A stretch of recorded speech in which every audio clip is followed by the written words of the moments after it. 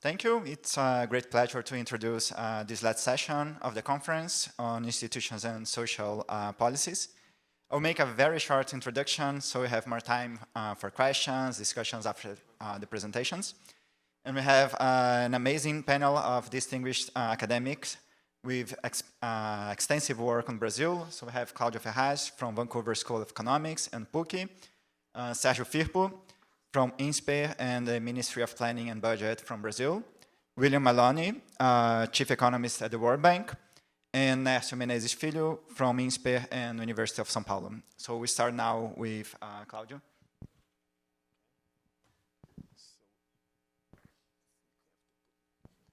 We have like a clicker. Oh, is this a clicker? Oh. Okay. You're gonna tell me when. Okay. All right.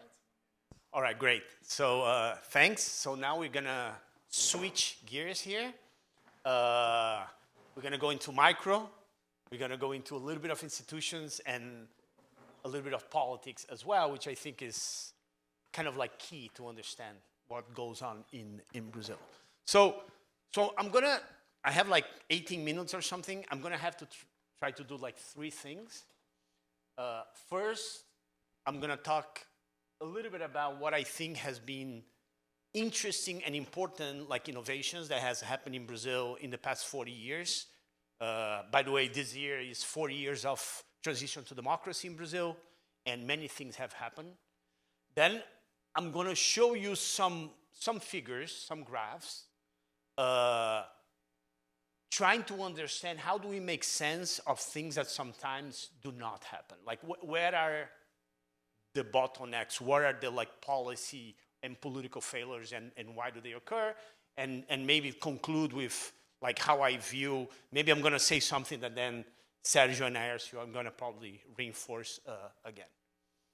So it's always easy to start on the negative and pessimistic side.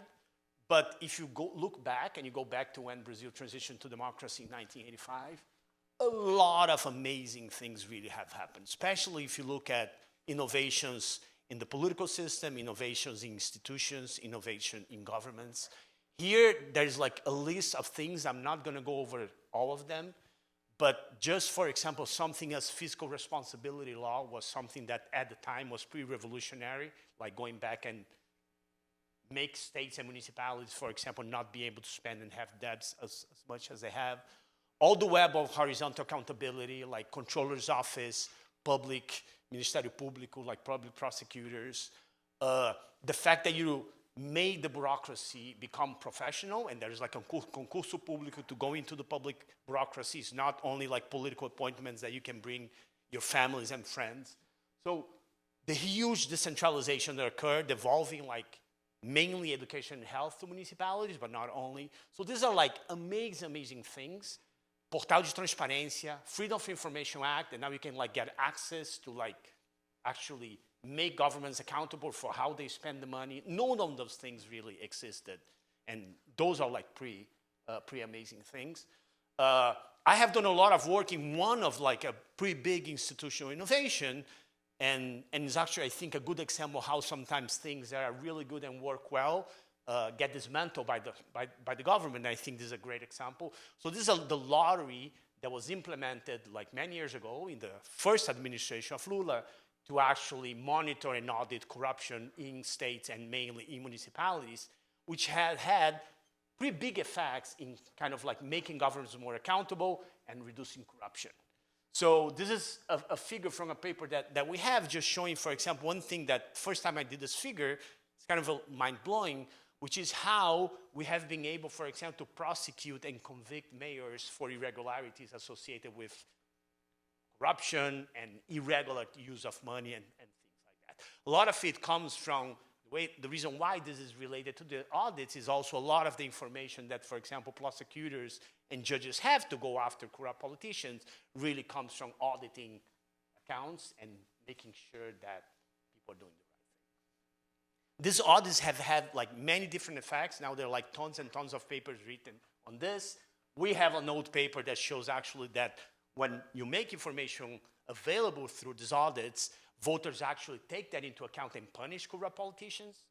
But there's also, for example, pretty nice work done by Colonelli and Prem looking at the effects of audits on firms, showing that, for example, when you have audit in a municipality, that you're cracking down on corruption, that takes away the corrupt firm, but allows new firms that were not corrupt and not willing to pay a bribe to get contracts with the government to enter and really grow in that municipality. So pretty massive effects that they find there. Now, of course, not everything is kind of like roses. Many problems remain in institutions and governance and political systems in Brazil. Some listed here, right? Some are things such as, despite having a law against vote buying is widespread in many poor municipalities in Brazil.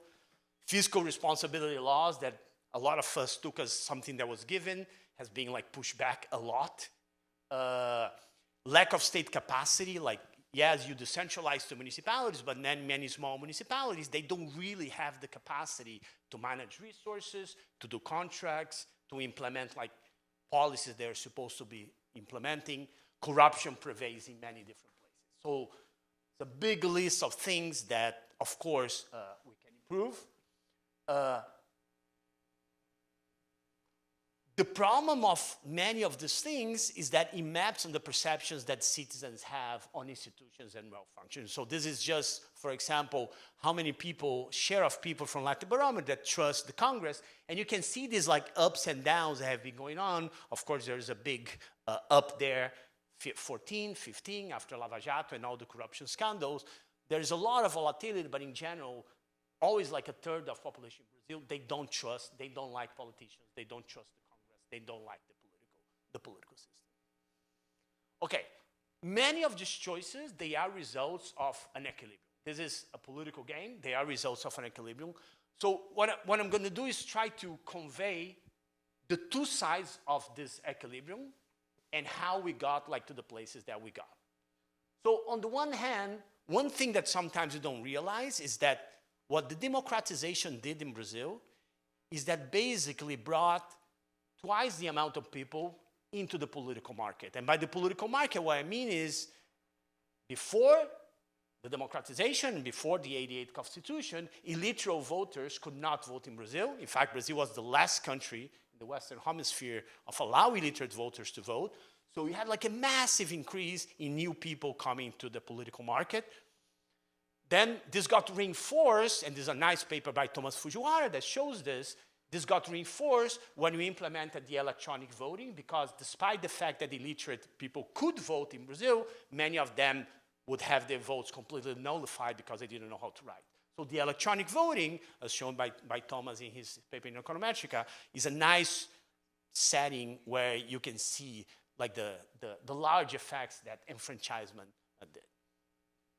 And one of the consequences of that, and this is data from Latin Barometer on respondents when you ask people, for example, what are your priorities, is a big shift in terms of priorities. So if you go back, for example, even like 20 years ago, a large share of people will respond that the priority is to decrease poverty, compared to, for example, I just put one example here as a comparison, which is like healthcare. And you can see that this completely changes over time. As governments were able to fight poverty, and poverty rates like decline over time, then of course, you put way more attention into issues such as healthcare, such as education, such as crime and violence, and other type of like priorities that citizens and voters have. It is true that corruption becomes a big thing, and it's still a big thing. It goes, again, up and down, depending on when you look at. But corruption is something that's still widespread, and it's something that if you ask citizens if they care about it, it's still like right there, pretty big. So this is kind of like on the voter side. On the politician side, what has happened is there's, and this graph stops in 18, and it's only for deputies, for congressmen, for deputados federais, but you can do it for like any type of politician. If you do it for vereadores, for example, this is even more extreme. More and more people want to run for office. Now, it's not the case that if you look at like the type of people that are running for office, at least if you look at like, for example, education as a proxy for like quality, but you can look at other characteristics, it's not that the system is becoming more equal. It's not that the system is becoming more representative. is not that it's becoming more equal in terms of gender or race. It is that more and more people want to run, maybe because there are like more rents to get out of the system rather than necessarily you get like more representation. And one of the consequences of the combination of like more interest needed to be represented, the political system that Brazil has, which is a system where there are very low barriers to entry in terms of like a formation of political parties, have been this explosion of the number of political parties over time. This is a graph by political scientist Jairo Nicolau, looking at the effective number of parties represented in Congress that has really like exploded, right? So this makes really difficult for a president to manage coalitions, as probably most of you know very well, especially the ones that have been in the government, and implement policies and the bargaining and how expensive it is to manage those coalitions. The final piece of this kind of like dynamics is how expensive it has become over time to run political campaigns in Brazil. And because it's very expensive to run political campaigns in Brazil, the firms donating to politicians became, up until it was forbidden, after the Lava Jato scandal, kind of like an increasing trend, like way more firms and more money going into politics. And of course, there has to be like some quid pro quo of that we see many times in political scandals and other things that we have seen. I want to make the point here that the consequence, the way I view the consequence of this kind of like 30 years of dynamics, and this I think is especially true in the past 15 years in Brazil, is a combination of two phenomena that go together.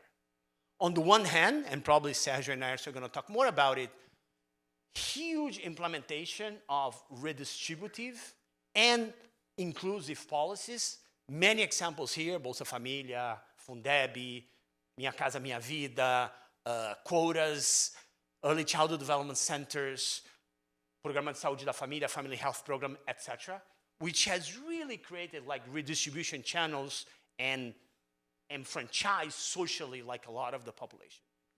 On the other hand, on the productive side of things, a lot of like targeted policies to very special interest groups, firms, through subsidies, tax exemptions, tariff protections, market concentration, etc. So, and this has happened exactly at the same time. Now, if we look and you take a photo of where we are, things look in many dimensions pretty good. Like poverty has collapsed absolutely since like the 1980s. Years of schooling have increased significantly, for example. Child mortality has decreased a lot. So all those things are things that when you look at like those development outcomes, we should be proud and we should be happy about.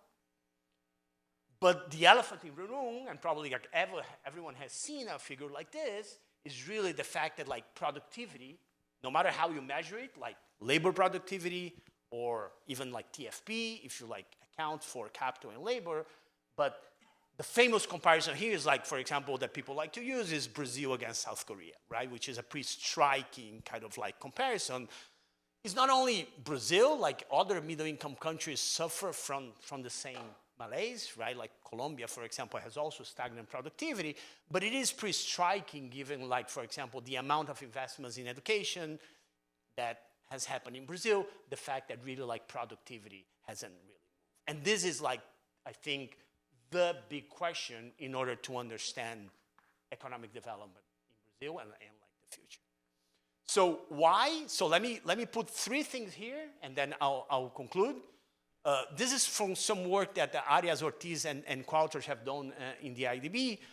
And one of the hypotheses, and again, probably Sérgio and Naércio know a lot more about this than I do, but one of the hypotheses is what they call this mismatch that exists between what you're producing coming out of, for example, of university in terms of qualifications and the type of jobs that are around. So in this heat maps here, what they have is a nice comparison between the type of degrees that people are having at universities and the type of jobs that are on demand on the other side. So, for example, the darker colors here, the more blues and darks, are like positive versus negative mismatches. mismatches. So you're creating more businessmen that you need in the market, or you're creating less health professionals, for example, that you need in the market. So that could be one idea why you have low productivity. Well, because you have a qualified engineering that's like driving, for example, an Uber instead of like being an engineer. The second reason has to do with like the connections here between firms and politicians or political power. Again, going back to this idea that there's a lot of favoritism in the way that policies are implemented. You can think of credit, you can think at public banks giving money, you can think of subsidies, and those things are not necessarily given to the firms that need the most. It's really misallocation of resources, a la kind of like Chung Tai-Hsieh and Pit Cleaner type of work, right? You're not giving on the margin to the firms that really need, but rather on the ones that are politically connected.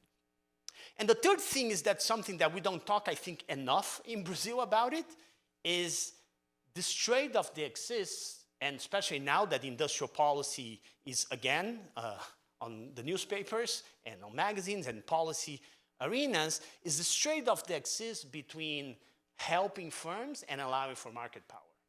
And the negative effects that market power have, both in terms of products, but also like in the labor markets, in terms of monopolies, that creates a lot of like misallocation. And of course, those things are correlated with, as some of the literature has shown, it's not surprising that those things are also correlated with like political power. So the connection between political power and market power, there's like some nice new work done on this for the US, but that shows that those things are pretty big. And we have examples in Brazil where that's also the case. So let me finish 30 seconds, just what I think are some of like the challenges ahead, things I have not talked about, but I think are really central. One thing is this trade-off between kind of like accountability, corruption, and innovation. Like anyone, when I talk to people that have worked in the government, and maybe Sérgio can talk about this, I don't want to put him on the spot, but what everybody complains about is like, look, I have these amazing ideas, but if I do something a little bit different, horizontal accountability, TCU, et cetera, they're going to come after me, they're not going to be allowing me to implement. So there's this block of policy innovation that the way that all these institutions were designed, like when we transitioned to democracy, was exactly to curb corruption, but not every innovation is corruption, and you're curbing innovation. And that's an issue, and we have to deal with that. We have to think, how do we deal with that? The second is the huge policy gridlock that exists in Brazil with the growing polarization, right? Like, so that's happening in many countries. Brazil is not unique, but the level of polarization that you have right now in Brazil, political polarization, makes sometimes policy implementation extremely difficult. We have to think about that. That is linked to, although Leo didn't talk about social media and politics, but that's definitely linked to issues about social media. It's linked to issues of fake news. It's linked to issues of the media, the traditional media disappearing, and people getting like information from different places. How do we aggregate preferences? How do we make people talk to each other? And finally, the big issue of like checks and balances in a democracy, which is like a big topic. In Brazil, we're seeing like that every day. Like the Congress doesn't want to do a policy. The Supreme Court is coming in and entering an arena that's supposed to be the Congress. How do we deal with like those balances, still maintaining democracy, but having like different powers, having checks and balances? So of course this plus, we had already in the morning, climate change, I think are, in the environment and the Amazon, I think are the kind of like the big issues that we need to think.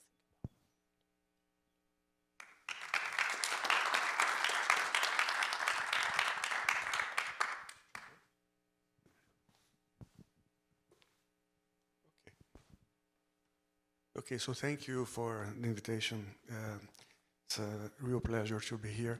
So before I start talking about what I'm planning to talk about, which is the relationship between formality and the Bolsa Família program, right? Which I think connects with what Claudio just mentioned about low productivity in Brazil.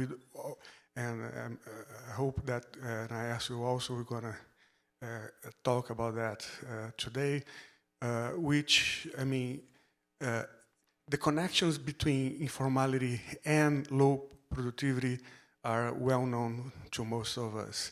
So we have to think about the policies that we have, right, that may have this byproduct that reinforce informality, which is a negative byproduct. But let me say something before, which has to do with my role in this SMA, which is Secretaria de Monitoramento e Avaliação de Políticas Públicas in the Ministry of Planning and Budget. So the Secretariat of Monitoring and Evaluation of Public Policies. So we have, that's a new secretariat which didn't exist before 2023, and has the mission to look at the quality of public spending in Brazil. So we can think of one way to think about the quality of public spending is thinking of that as a weighted average of the quality of public policies, right? And the weight that we use is the budget share for each policy. So if you are able to have this catalog of or portfolio of public policies and evaluate regularly all of those policies and attach a quality measure for each of them, then you can, right, have a single index representing the quality of the public policies in a given moment. So what we're doing now, we are evaluating those public policies. We are still not able to cover all policies that we have in the country, but we are now developing a tool to be able to do that in an annual, on a yearly way. So that's something that we are doing. So when you think of how can you increase the quality of the public spending, so one thing is, okay, we can improve each policy once you have an evaluation of those policies, right? We can propose recommendations in the direction of redesigning those policies in which we see that they are not working well, okay? So that's one strategy, which is basically to evaluate and then propose redesigns in order to improve those policies. Another way is to affecting the weights, right? The budget weights that you have. So you can improve the quality of public spending, right, by assigning larger weights to those policies that were better evaluated than those which are not.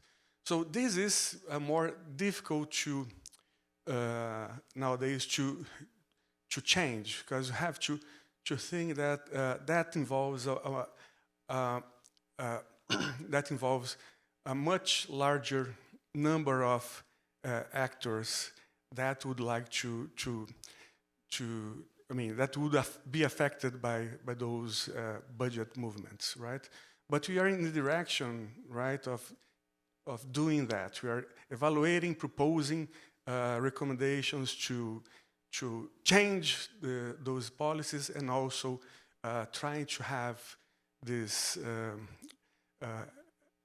to affect the budget yearly. So that's the goal of this of our secretariat.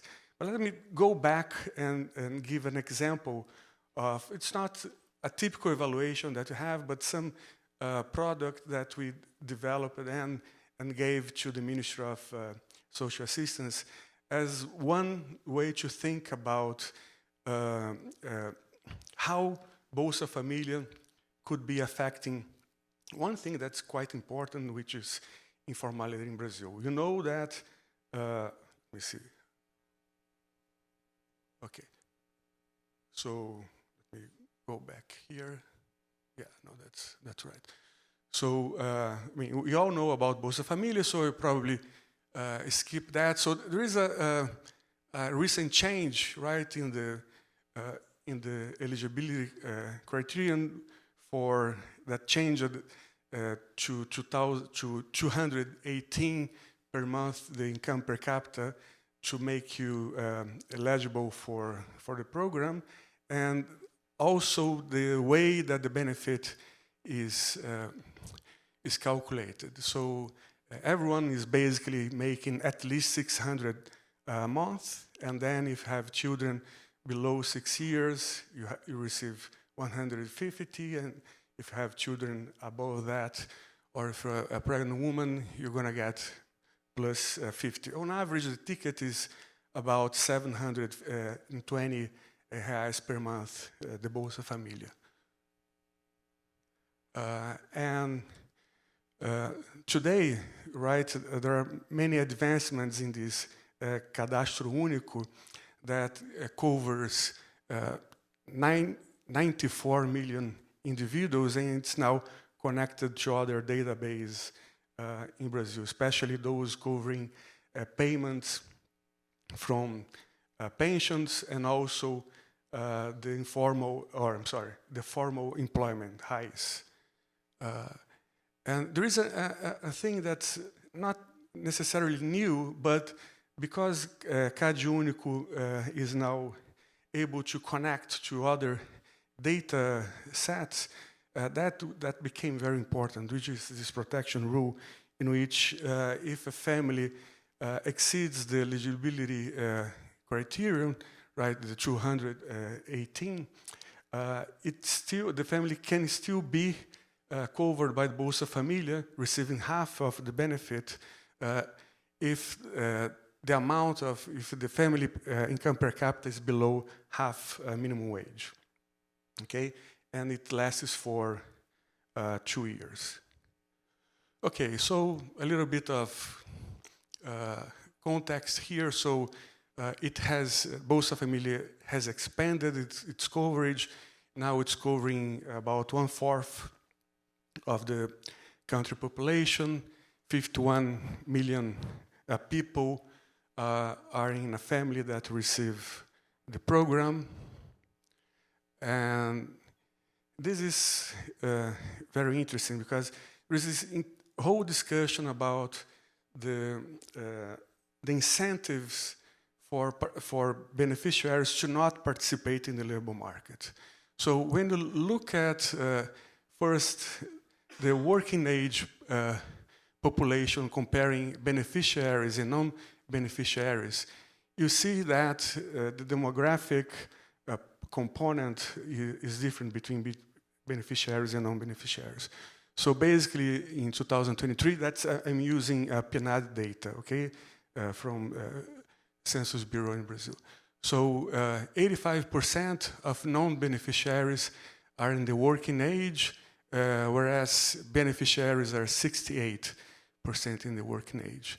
When you look at the participation rate, labor participation, you see that there is this difference today about 9 percentage points, right? It's 64 for non-beneficiaries and 55 for beneficiaries. Employment, right? When you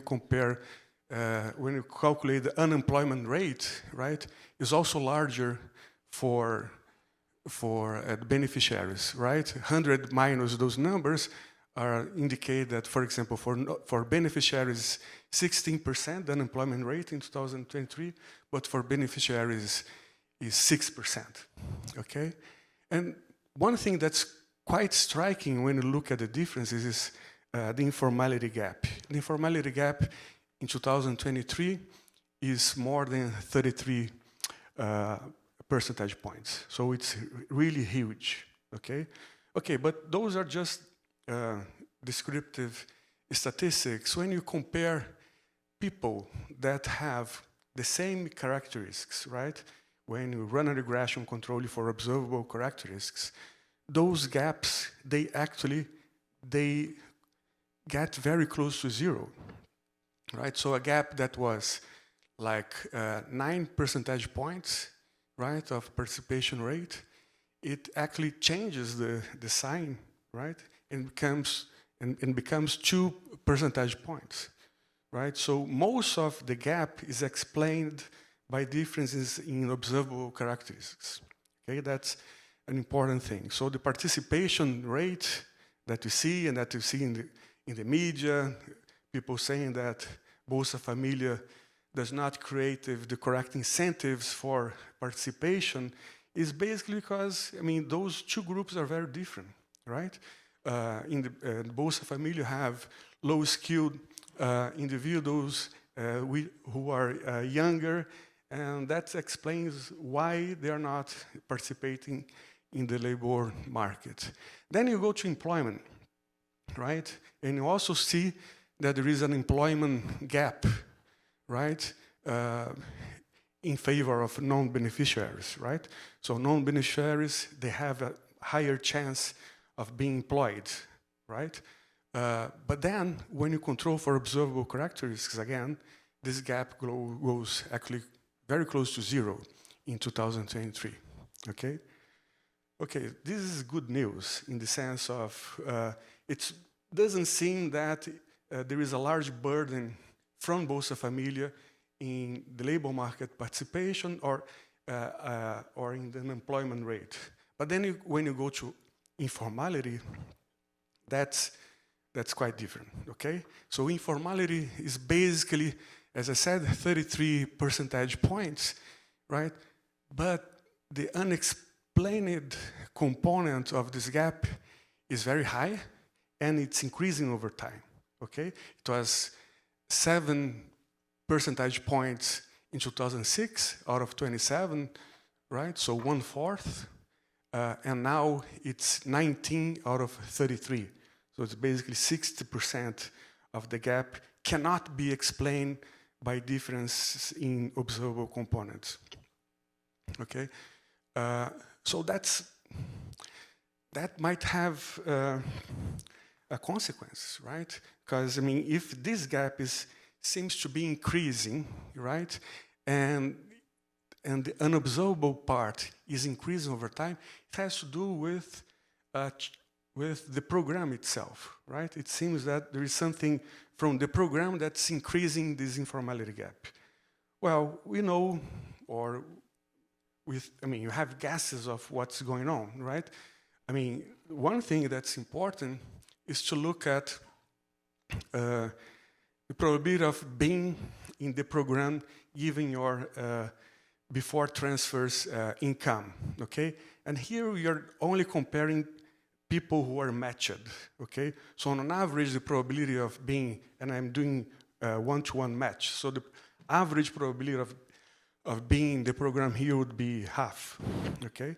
And then when you compare 2006 with 2023, we are doing a much better job in putting people who should be in the program, okay?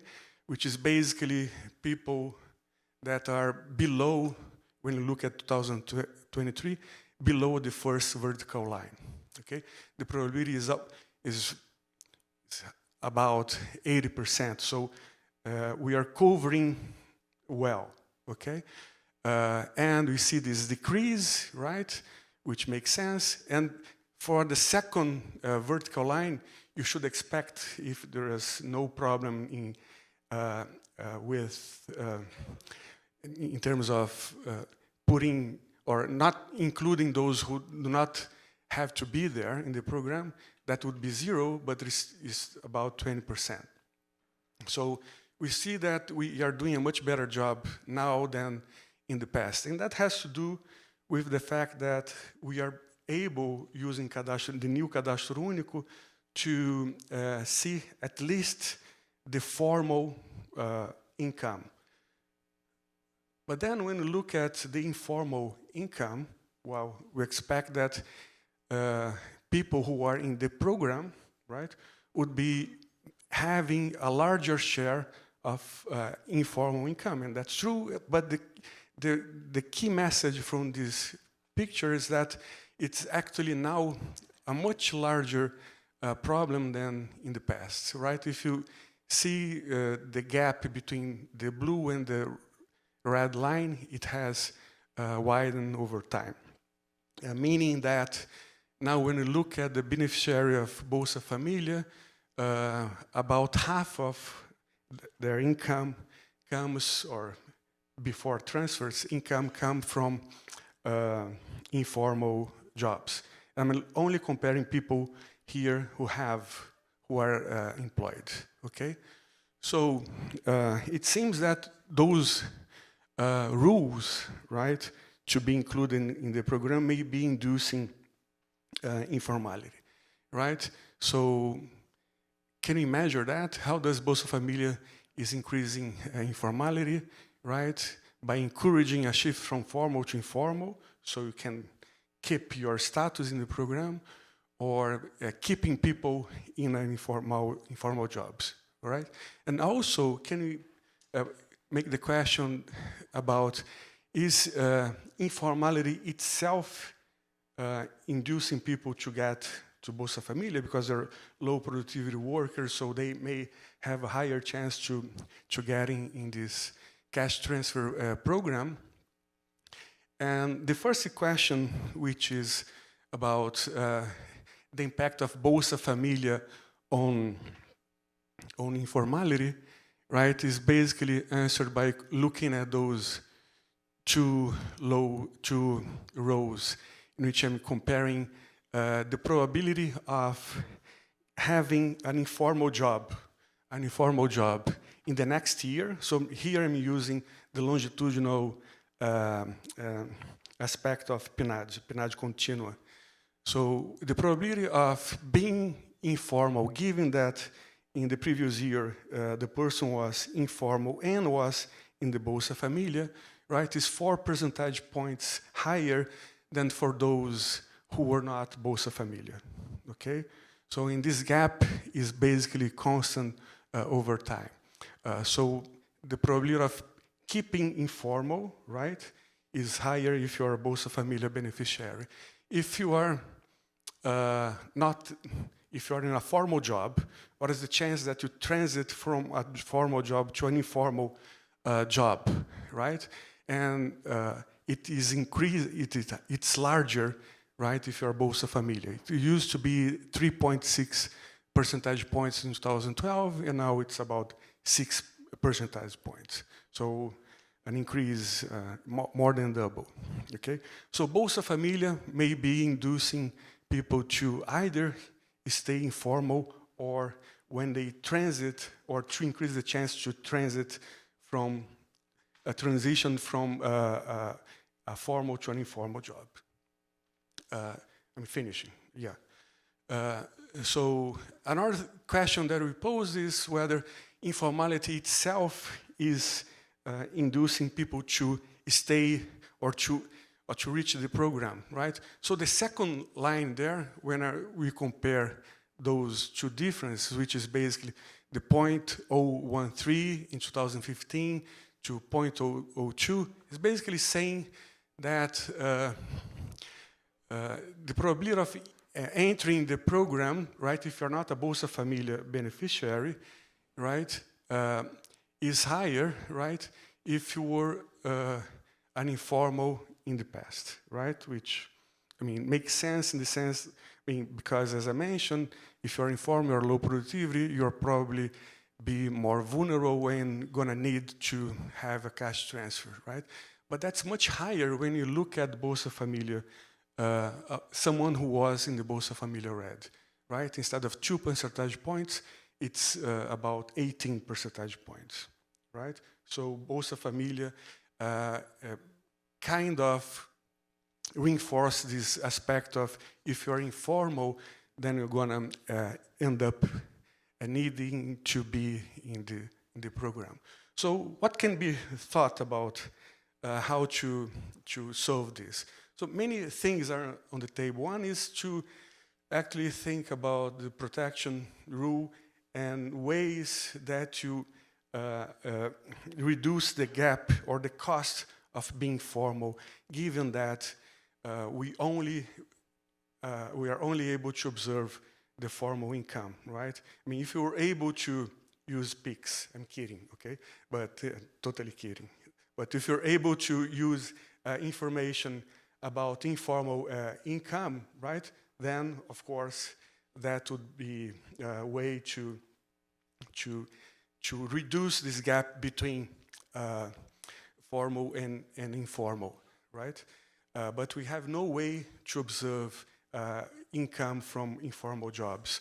Another thing that we can think, right, is if this program, if this cash transfer was in a way transferable or portable, right, in order to reduce labor costs, right? If part of what I receive, I could actually use to get a formal job, right? If I receive 700 and my employer, informal employer, is going to pay 300 just to hire me to contribute to Social Security, right? Why not transfer part of that as a way to reduce labor costs? So that's it. Thank you very much.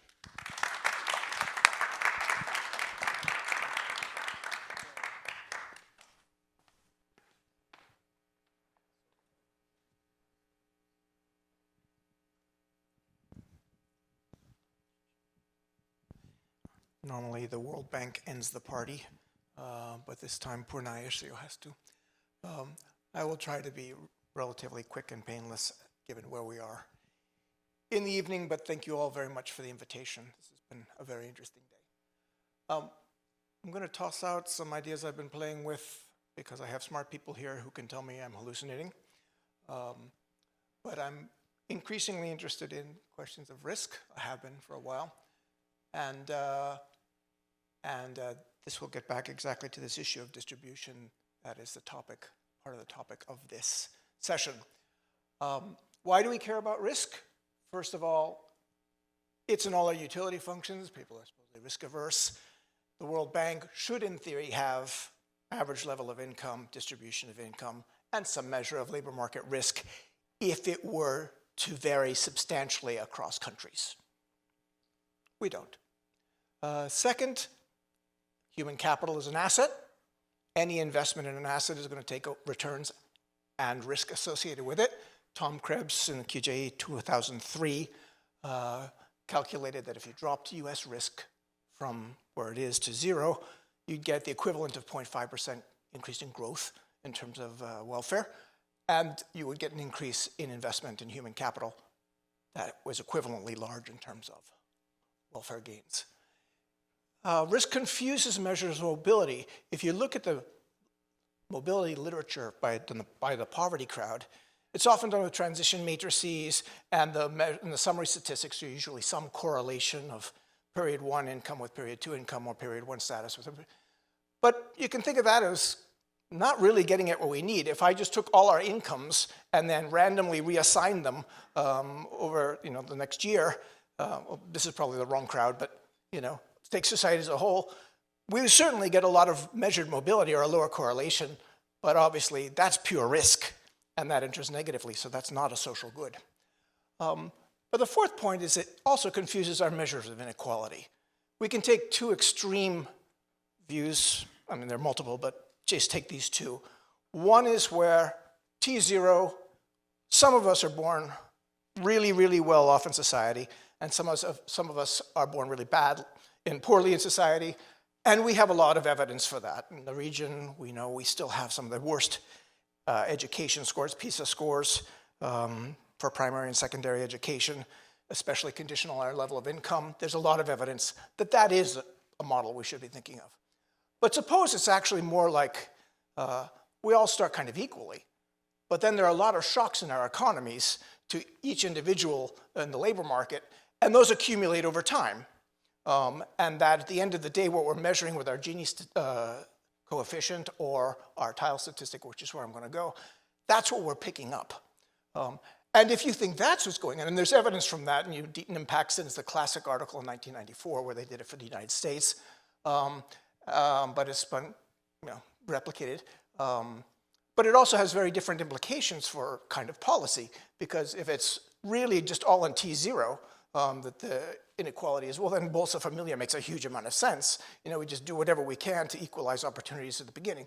If, in fact, we're all starting at the same place, but we're all in Silicon Valley, and we're all rolling the dice every day, and that's what we like to do, we get from, then, okay, the resulting inequality, that's you've chosen a risk-return trade-off, and a point on that frontier, and that's where you are. So the question is Brazil just riskier? Or is it, all in the beginning? Problem, ideally we do this with panel data, but we don't have consistent panel data across the developing world, and that's what I wanted to get as some comparative measure. So following Deaton and Paxton, let's assume our income process has a unit root component that is giving us permanent shocks. Simply said, any bad shock or good shock that hits you gives you a new line from which you're going to get additional shocks up or down. And the nice thing about that is that the property of a random walk is that the variance associated with that process increases linearly over time as a function of that, increases linearly over time. And so it implies that cross-sectional variance increases with cohort age. And that is, in fact, what we see in Brazil, right there. That's the variance of income, and it's pretty linear in age. Okay, so then the question is, how does that compare with other countries? And you can just see, you don't have to study this carefully because I'm going to show you a better graph, but just see that in Latin America, this kind of linear relationship holds pretty well across and this is a third of the data points we have. So let's take a look at how it looks when we actually plot it. And what's interesting in the United States is down here. Do I have a pointer? That's the United States. Okay, so remember Krebs was saying if we can drop this from there to this, we get basically 1 percentage point of growth's worth of additional welfare. Honduras is like 4 times, 5 times higher. Brazil is slightly over twice as risky, if you associate that, if that's what you want to believe it is, than the United States. So that's a lot. But this also suggests that everything we're thinking about, should we care about risk? Yes. Could this possibly distorting our income distribution statistics? Yes. Just to give you a feel for what might be driving this, because I don't have time to go into it, but here's like self-employment. This gets back to our informal folks, because we know we have something like 50% of our labor force is in some form of self-employment or contapropismo, I don't know how you say it. And we find that it's basically twice, the risk there is about twice what you find among a salaried worker, okay? And you look over here, this is the share of our labor forces in self-employment. You see that declines steadily over time. So you get twice as much risk, a lot more of our workforce there. That's a candidate. Same thing happens with agriculture. Same thing happens with mining, which is 5 times riskier. Not really sure. So that would seem a candidate. The only problem is that using Sérgio's decomposition techniques, actually we explain maybe 15, 20% with the compositional effects, and most is coming from this kind of thing, which isn't significant in the present case, but in several other categories, it is significant. So there's something else that we're missing, and I've saturated this with a whole bunch of other things, controls. It's still there. There's within category declines in risk with development that I have no good hypothesis about. So, skip that. So, are we unequal or risky? So here's a back of the envelope exercise that I did. On the vertical axis here, we have the tile statistic, or teal, depending on how Germanic you want to be, calculated by the World Bank, and that's using household surveys, and it's the household inequality across households. What I've done with this x-axis is we've constructed the tile indicator using our measure of each cohort risk, right? So the property of the tiles you can add up. It's very easy to decompose, and you can construct your tile just by adding up the risk in the various different categories. So I create a tile statistic just using my estimate of risk for each country. And you can see that the correlation's like 0.63, which isn't bad given it's a different data set and a different way of constructing it, family versus individual. So I'm going to say that what I'm going to do, the exercise I'm going to do is not completely stupid. It is okay. So what happens now if I just swap out my measure of risk for the United States measure of risk? Well, all of a sudden, Brazil's not looking so bad anymore. You're actually looking kind of less risky than, less unequal than the United States, simply because you had twice the labor market risk or more than the United States did. The other thing that messes us up in these inequality measures is this also suggests that age composition matters too, because if variance is increasing with age and I have a lot more old people, it's going to look like I'm going to be a lot more unequal than, in fact, I am. And you can see that in many cases it doesn't matter that much. All of Latin America is, of course, younger than the United States, so we should be cranking up our inequality statistics by that. Some cases like Guatemala or Peru, it's a lot. Brazil, it's a little bit, but not so much. But then if I just control for the risk measure and the age composition, I'm really left at that point with, given the construction of our statistic, with just the initial distribution of T0 distribution when we start measuring this, which I think is age 16 or 17 or something. And now Brazil is riskier than the United States, but I'm sure you haven't been tracking the axes, but it's much less than we would have thought. So all by way of saying, it's really hard to know what our distribution measures are telling us if you think that we are really measuring risk. And even if we're not measuring risk, then there's something else that's causing this linear increase in labor market variance over time that we have to tell stories about that may again lead to different policy conclusions than let's transfer a lot of money to poor people. So just one thing, is some of this inequality coming from good risk? So let's just say that I hadn't done Sérgio's decomposition and I believed that having a large share of the self-employed was driving my result. Well, we know there's endogenous sorting between Silicon Valley and bureaucrats like me in Washington, D.C., who, until maybe recently, believed that it was a very secure job. So what do we know about all these guys who are in self-employment in our countries? And in Mexico, 66% of people who were formal salaried and who I next find at the end of 5 quarters in informal self-employment say, I'm doing it for more flexibility and higher incomes. Okay, so they say they're doing it for welfare improvement. So they're taking on risk voluntarily. Brazil with his Panage, but this is ancient history. This is before he was born. This is like, I don't know, like 98 or something. I was doing this. But 62%, they said, I don't want a formal sector job. I'm happy. So if this were driving our labor market risk, and that was largely responsible for our higher inequality in Brazil, then what we're really saying is people would prefer to be self-employed. That's a riskier activity. People can afford to be self-employed in poor countries because the opportunity cost of being self-employed is so much lower because formal sector productivity is so low. So all I'm telling you with my very high Gini coefficient is that I have a lot of poor people who want to be self-employed. So that gives us a totally different look about how we should be thinking about inequality. Just to confirm that, those responses to questions are not completely hallucinatory, these are transitions in Mexico from self-employment to formal and formal to self-employment. And what's interesting about them is they're pro-cyclical and they're symmetrical. That's to say, it's not people are born, they're in the informal sector, they move to the formal sector and they die. It's not. Yeah, 1 second. And so what you have is that people are rematch. People are searching for opportunities in both sectors. In a boom time, there's accelerated rematching between both sectors. So that again suggests it's voluntary. And in Brazil, we did see that from 83 to like 1989 before there was this reform, the constitutional and commercial reforms, which suddenly broke that pattern.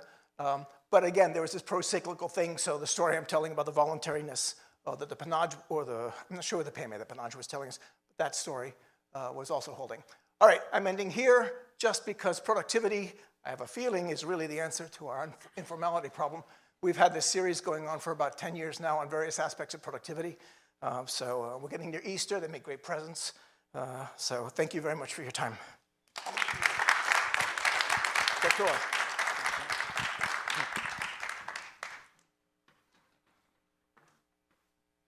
Okay, so I'm the last speaker of the last panel, so thanks for waiting, and I'm going to talk about, I'd like to thank the invitation to be here, and I'll be talking about education, so challenges to improve education in Brazil. So we have many challenges in Brazil.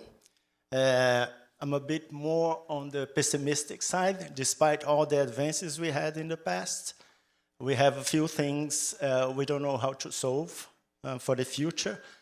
And one of the main challenges, quality of education is really low in Brazil. So kids don't learn a lot in schools, both public and most of the private schools. The quality of education has been improving only very slowly over time and for the lower grades, but not for high school, for example. We have had very slow productivity growth for the last 4 decades. So this is a huge problem. Inequality is still high. On the bright side, we have had good social policies in the last 40 years. And Claudio noticed a few of them. So we have like Bolsa Família, health, the SUS, Sistema Único de Saúde. We have many transfers and pensions. So we have done a good job in terms of social policies. And now we have to think of one of the main drivers of future productivity, which is how to improve learning in Brazilian schools. So looking a bit back in terms of history, I guess one of the main problems of Brazil, most of our problems like inequality and criminality and productivity have to do with the fact that we haven't invested in education in the past. So if you look this from 1940 to 1970, for example, this is the share of adults with high school, and this is the US. So this was the great leveling up, where inequality in the US started to decline. They had about 25% of adults with high school, and then in 1970, it was about 50%. And this is the share of college in the US. It hasn't improved a lot back then. But this is the share of people with high school in Brazil. It's like 2%. And it remained under 5% until 1970. And the share of college people is like basically 0.2%. And in the 1970s, when we won the World Cup, it's like 1 or 2%. So basically, almost no one had college or high school education throughout the 20th century. And only a small elite. And I think this is behind most of our problems from them, you know. So this is a big mistake. Some people say it was intentional, but let's not get into that. So, but since the 90s, we have improved, together with all these social policies we implemented. So like this is the share of people with high school. It's only 20% in 81. And then and this is like 22-year-old guys, so that we get on the margin, the new generation. So you can see that the share of people with high school jumped from 20% to about 60%. And the share of people with college, it remained like pretty low and stable until the 2000, but then it increased. So nowadays, if you get a youngster who is 22 years old in Brazil, about 90% of them either in high school or college, so as compared to 30% in 81. So most of the kids now go up to high school, and some of them go to college. So in a way, we've recovered from the big mistake we had in the past. However, as I said, they don't learn a lot in school. So this is like test scores in Brazil. We have a really good national evaluation system. And these are people in high school. This is the grades over time. So we can see that the only small improvements we have are in the fifth grade, so elementary education. Okay? In the 9th grade, we are now up to the same level where we were in 95. And this pointer is no working very much. But in high school, which is the green, we are actually with lower grades than 30 years ago. So, and of course, you know that in international test scores and PISA and TEAMS and many of them, we are amongst the lowest performing students in the world. Okay? So basically, very little learning in schools. And one thing I did was I look at the change in the PISA score before and after the COVID pandemic. And to see, because the schools were closed for almost 2 years in Brazil. So I wanted to know how much did the kids lost in terms of learning before and after the pandemic. And here, let's start with Sweden, for example. These are the overall students. The blue are the poor students, and the orange are the rich students. In Sweden, they lost about 20 points in PISA, especially the poor guys who need the school the most. In Portugal, about 20 points, and equally done in the poor and among the rich. In Brazil, they lost only 5 points, and the poor didn't lost any knowledge in schools before and after the pandemic. So basically, they didn't learn anything, and the schools were closed for 2 years, and they remained with the same grades after the pandemic. So this is amazing. It's like 15-year-olds, and only the rich lost some points in PISA before and after the pandemic. So the rich lost more because of the school closures than the poor. And the poor basically didn't lose anything. So this is a dramatic effect showing that we have a huge problem in schools in Brazil.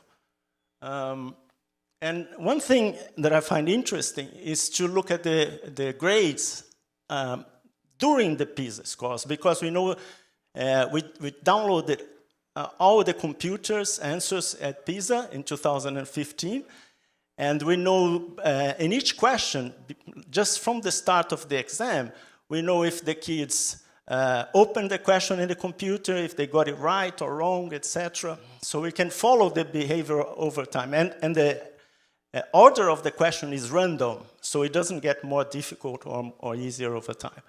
And here's Finland and Korea students. So you start the exam, the Koreans get 60% of them get the first question right.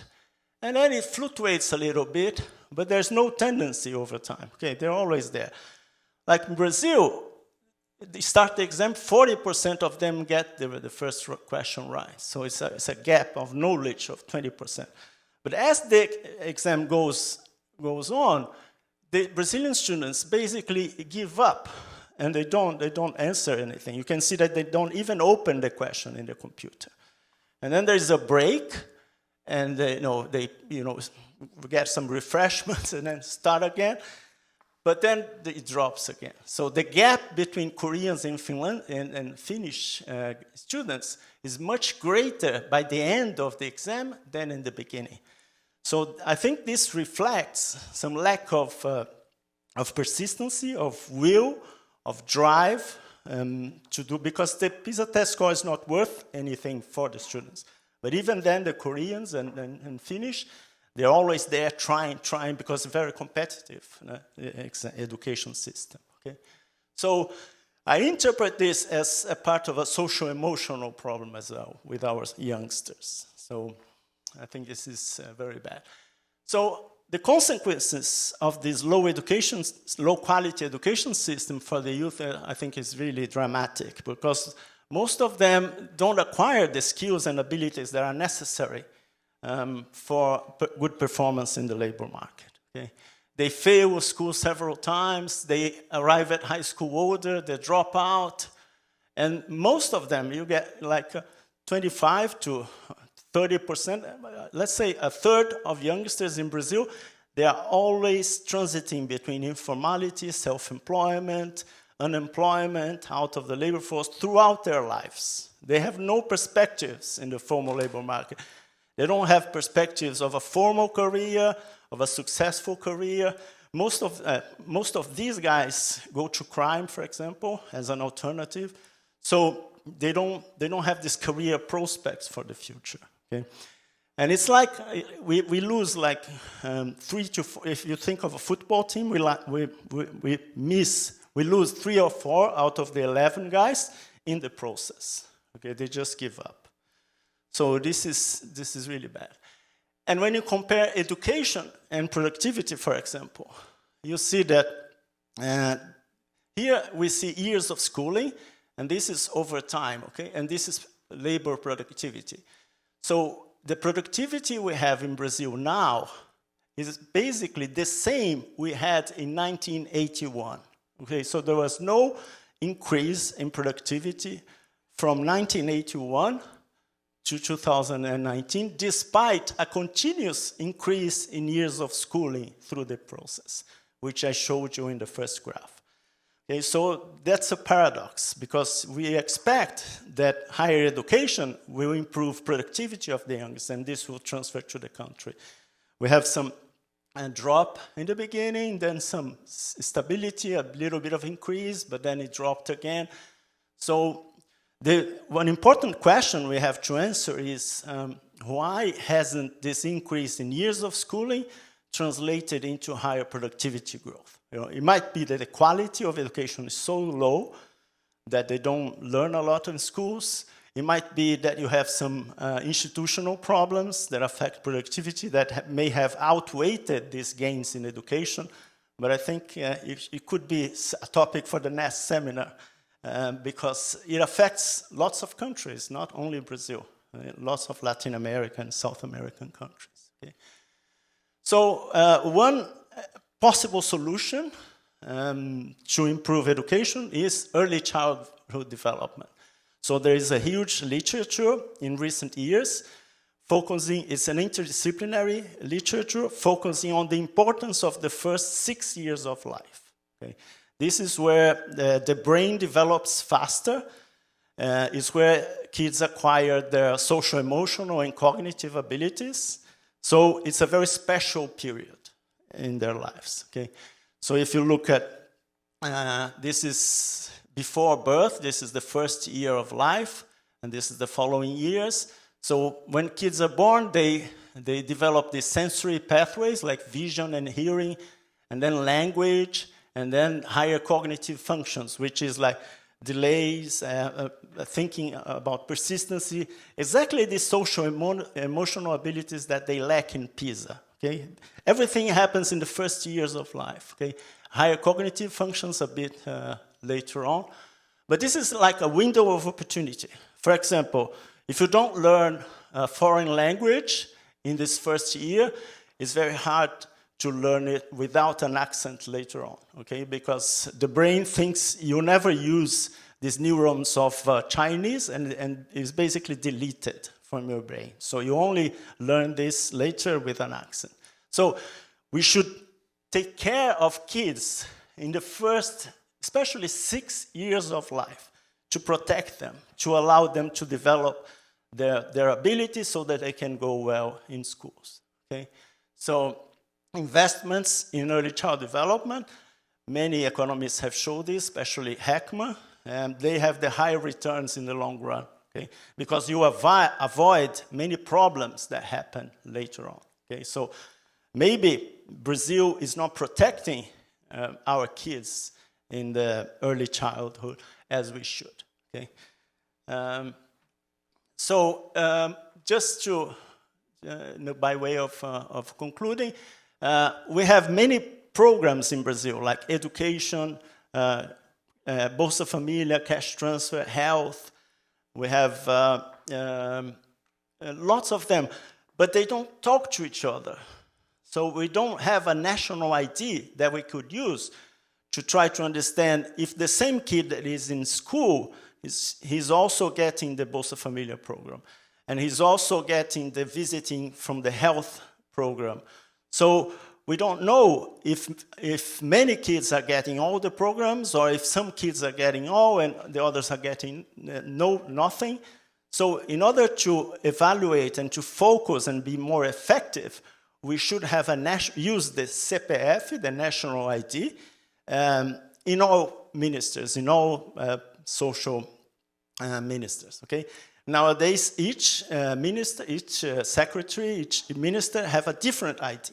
So we don't know if João is having, if the guy who is receiving the same program is João or not.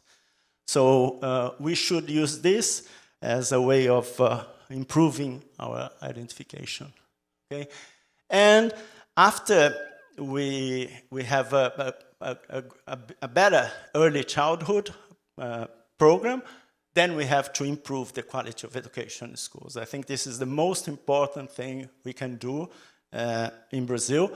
And it's not clear yet how you should do it. Many people have tried different things in different countries. I don't think there is a consensus on there's no bulletproof. But recent reviews have said that you have to do many policies at once, okay?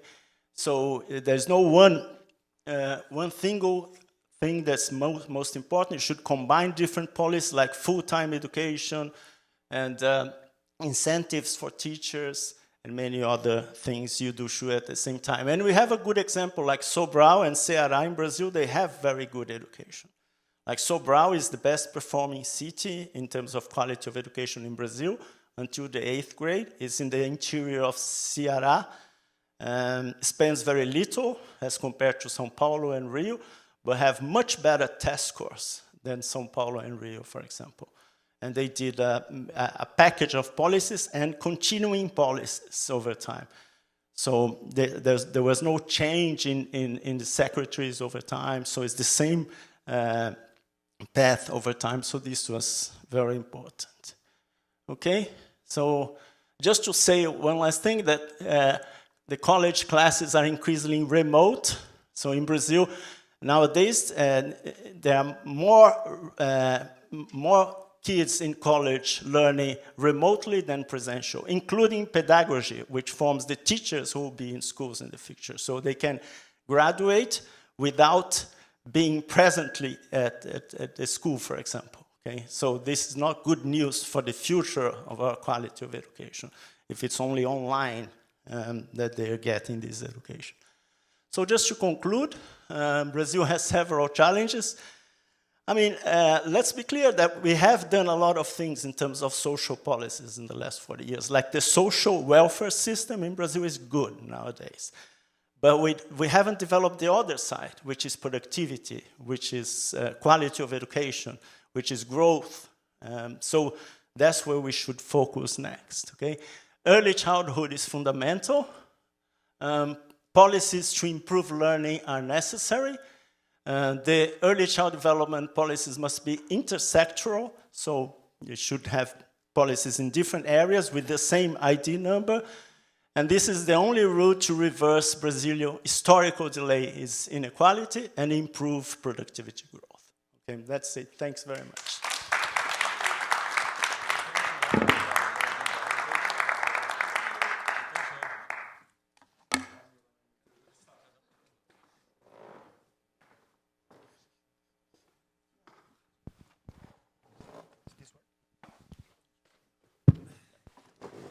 Okay, so I think we have some time for questions. When someone tells me that we need to stop, then we then we stop. So it's a. Well, I'm going to start with the questions with the risk of doing it wrong. So just shut me off if you feel that. So regarding Claudio, I was surprised that there was a macro section emphasizing taxes, distortions, and so forth.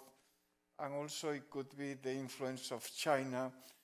So I don't know if you see Brazil 20 years ago was sort of leading to industrial sectors that were more productive, and eventually that, you see, so as to call it the China effect. But we should also recall that there was a productivity puzzle in the US, and nobody was able to fix it, or at least nobody was able to give a good story.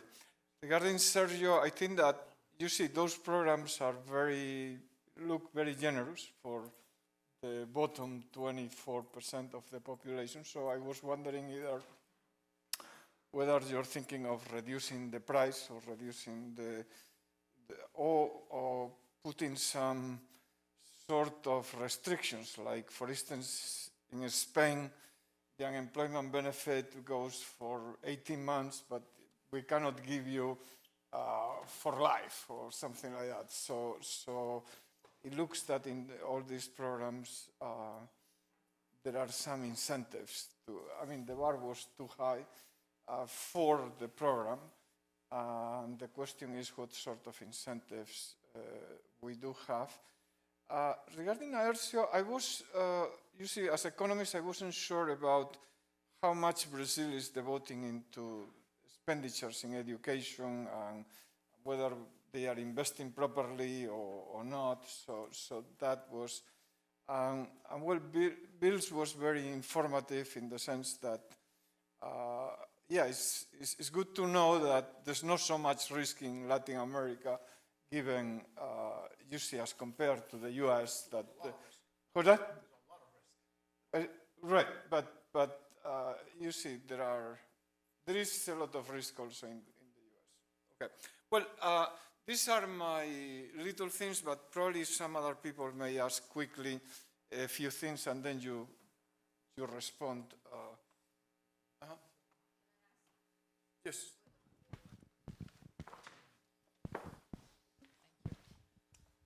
It's probably all. While I was listening to the 4 presentations, of course, I kept thinking about, we talk about Brazil, but Brazil is a whole continent and very large regional disparities. So the question is, I imagine you have data on regional disparity for everything you talked, and how much that reflects different ways we should look, even in public policies for different parts of the country. And 2, also in this question is, looking through my eyes, there's a big gender disparity also in all the questions put forward. And I didn't see it reflected, so I do think this is also something we should look more specifically in. So regional and gender disparities.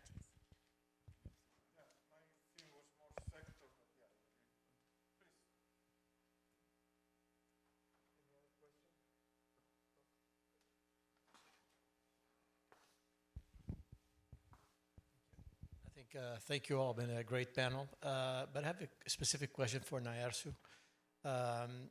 In terms of the issues in education, I mean, is it that we don't spend enough, or we don't spend in the right things, or the agent of spending is the wrong agent? I mean, it should be more the private sector than the public sector.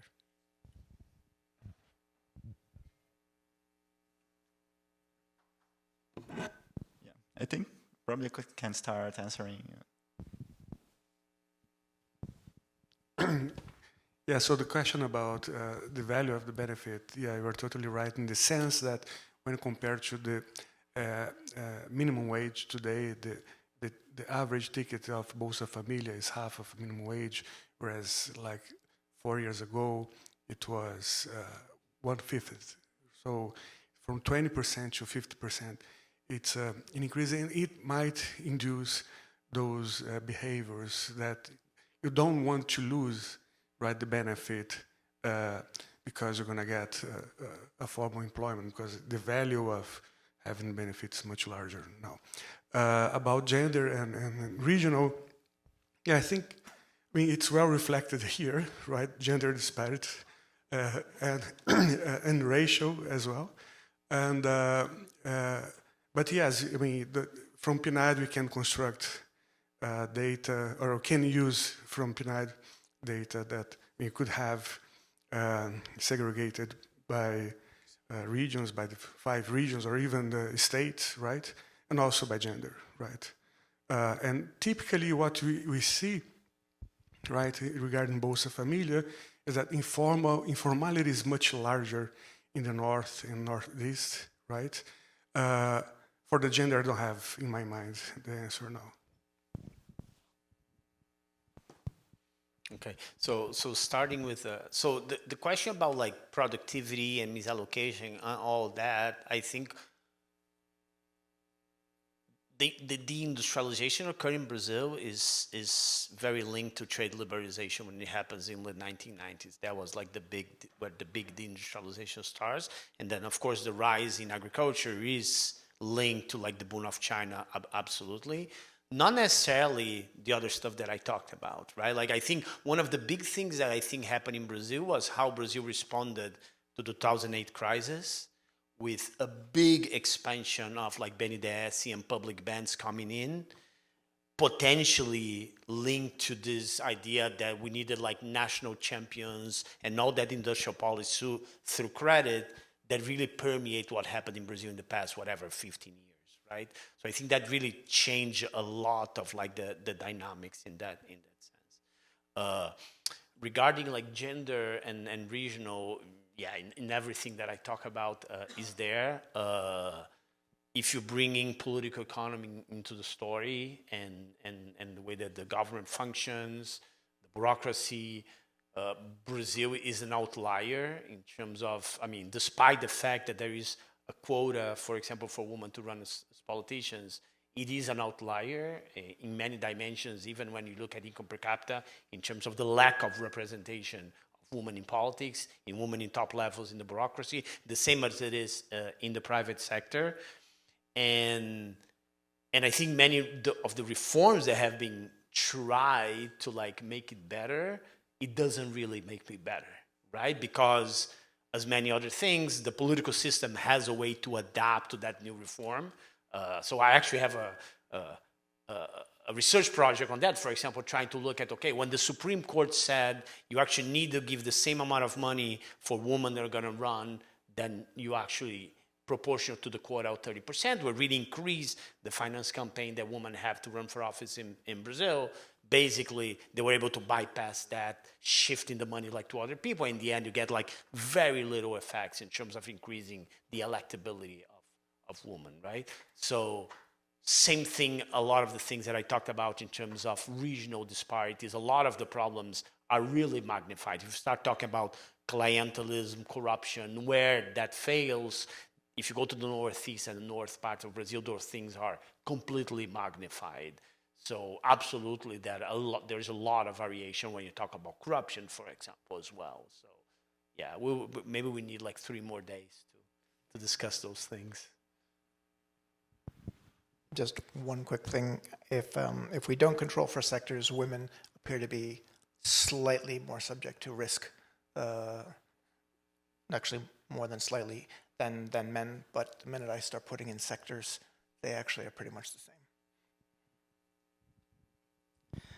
Okay, in terms of gender, I think in education nowadays we don't have a gender problem. If we have any, it's favoring girls instead of boys. The boys are doing worse in terms of education than girls in recent years. So in terms of regional thing, the quality of education is lower in the North region and Northeast. But we do have like cases of Ceará, for example, which is doing a really good job despite not having so much money. So there is some regional variation in test scores, but it doesn't, like, there are some cases of really good education even in poor regions. So it seems like it's more like management than resources. And this answers a few of the other questions. In this 20th century, we did invest very little in education, but since the 90s with Fundeb and new programs, we have increased a lot spending in education, like 3 times per student in the last 30 years.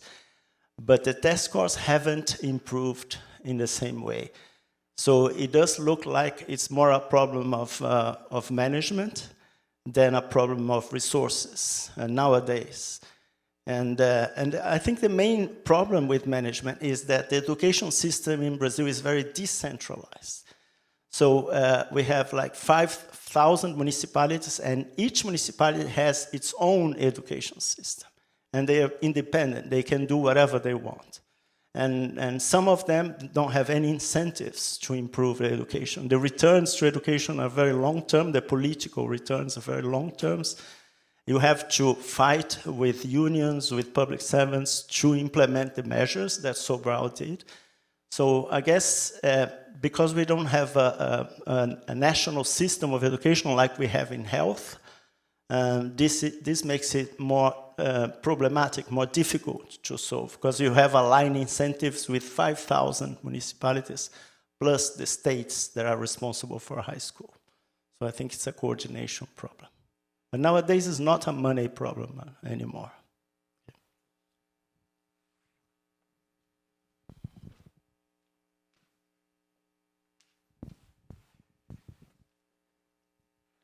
Great panel, by the way. Quick questions, follow-up questions actually for Sérgio and Naércio. For you, on Bolsa Familia, on the regional differentiation, Bolsa Familia basically pays the same for everybody. And the purchasing power in São Paulo is much different than in the Northeast. Maybe this could explain this part of this gap, and would you recommend, this is your position basically, in an adjustment on that in this direction, or on the program, or not? I would like to hear about that. And for Naércio, on our panel we talk about expenditures and the rigidity of the budget, and one of the things would be expenditures on education connected to tax, so the 25% on taxes. Would you be in favor of that to continue, or that would be a problem? I would like to hear about that, because this is a very, very important issue today in the country.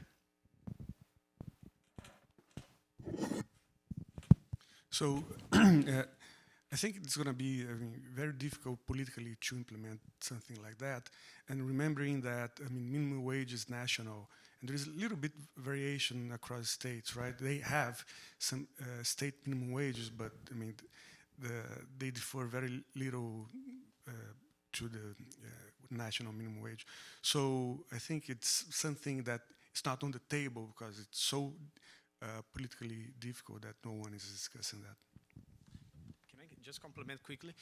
But I think, as I understand it, many states in Brazil, they actually complement the Bolsa Familia, right? Because I think the Bolsa Familia is kind of like a lower bound, right? So rich states, for example, Rio, they had like a top up on the Bolsa Familia. I don't know if São Paulo also has, because I think it's viewed as a bottom that then richer states complement. The value is probably not enough for someone, and some municipalities as well, yeah. In terms of the rigidity, just to explain, all municipalities have to spend 25% of their revenues on education. So this goes to a fund, the Fundeb, and it's redistributed, but basically 25%.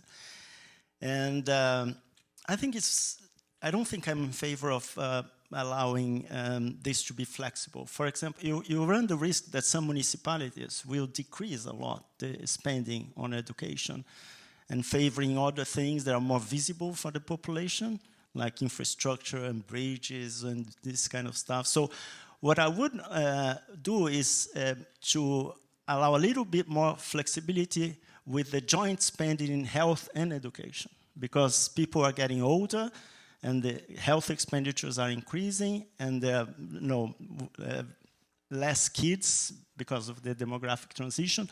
So we think of having this budget overall, health and education, and the mayors can change this composition between education and health. But I think it's a bit dangerous if you say, oh, there's no minimum now, you can spend whatever you want in education, that some mayors would just slash the budget, and this will suffer the poor kids in even more in the public schools. Education would be becoming paving roads. Right? Exactly. Like in the old days, like this, we had this series and novellas where they had these mayors who very old-style politicians, and they wouldn't do investments in health and education at all. So there is this risk. At least a minimum amount of expenditures, it should be regulated.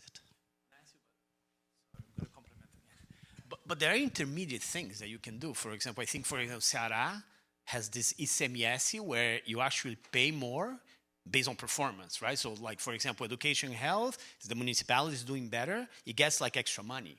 So you could put together some type of incentive where part is fixed and part is variable, where you incentivize dynamically increasing quality, for example. And Ceará did that very successfully.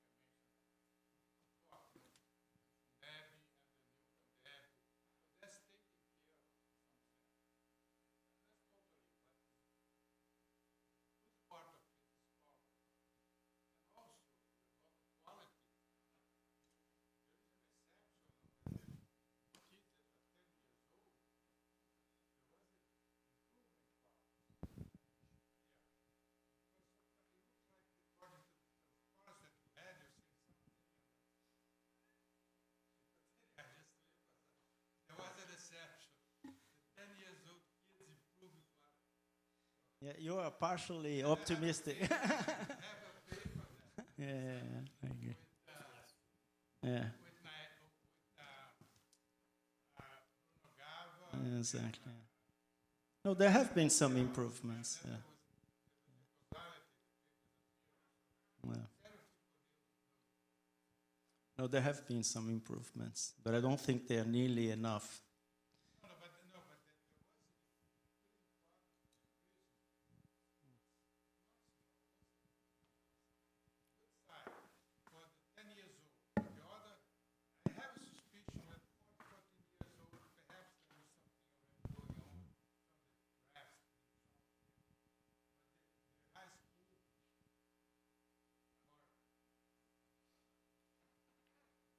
Aloysio has papers for everything. Well, the speakers did a great job, and they need to be entertained with a great dinner. Please, I see you a bit tired, don't drink too much wine, but just in case. Before that, let me say hi to Alan Herbert, that is probably recovering at home, but he deserves a lot of credit for planning this event. And also to XP, we were really excited to contribute with you. And as you can see, we have tried to do a great job for the business community and for the nation. So regarding I'll take a picture with you later, but regarding the restaurant, just want to say three things. One is at 8:30. There are too many restaurants called Gracianos, so please look at the address, the right one. And third, that many, not me, but many of the people here, they have transportation. So we believe that transportation is not an issue, that, you see, we can all commute and go to the restaurant. Well, thank you very much to everyone. Thank you.